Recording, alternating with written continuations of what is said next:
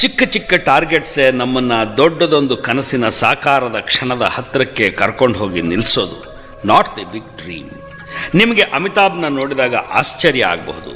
SP Balasubrahmanyam ಅವರನ್ನು ನೋಡಿದಾಗ great ಅನಿಸ್ಬೋದು. ನೀವು ಅದೃಷ್ಟವಂತರು ಅಂತೀರಿ. ದೇವ್ರು ಎಂಥ ರೂಪ ಕೊಟ್ಟಿದ್ದಾನೆ, ಎಂಥ ಕಂಠ ಕೊಟ್ಟಿದ್ದಾನೆ ಅಂತೀರಿ. ಆದರೆ ಇಷ್ಟು ದೊಡ್ಡ ಗಾಯಕರಾಗೋದಕ್ಕೆ SP ಬಾಲಸುಬ್ರಹ್ಮಣ್ಯಂ ಎಷ್ಟು ವರ್ಷ ಪ್ರಾಕ್ಟೀಸ್ ಮಾಡಿದ್ರು ಅಂತ ಅವರನ್ನು ಕೇಳಿದಿರಾ? ಅಮಿತಾಬ್ ಬಚ್ಚನ್ ಆಗೋದಕ್ಕೋಸ್ಕರ ದಿನಕ್ಕೆ ಎಷ್ಟು ಶೆಡ್ಯೂಲ್ಸ್ನಲ್ಲಿ ಕೆಲಸ ಮಾಡಿದ್ರು ಅಂತ ವಿಚಾರಿಸಿದ್ರ? ಬಿಲೀವ್ ಮೀ, ಯಾವ ರಂಗದಲ್ಲೂ ದಿನಕ್ಕೆ 18 ತಾಸು ಕೆಲಸ ಮಾಡದೆ ಯಾರೂ ದೊಡ್ಡವರಾಗಿಲ್ಲ. ಇವತ್ತಿನ ಬದುಕು, ಈ ಪ್ರಪಂಚ ನಾವಂದುಕೊಂಡಷ್ಟು ಸರಳವಾಗಿಲ್ಲ. There is lot of competition.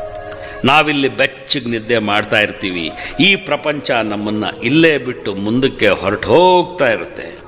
Take it from me, ಈ ಜಗತ್ತಿನಲ್ಲಿ ದುಡಿದೇನೆ ಸತ್ತು ಹೋಗಿರೋರು ತುಂಬ ಜನ ಇದ್ದಾರೆ.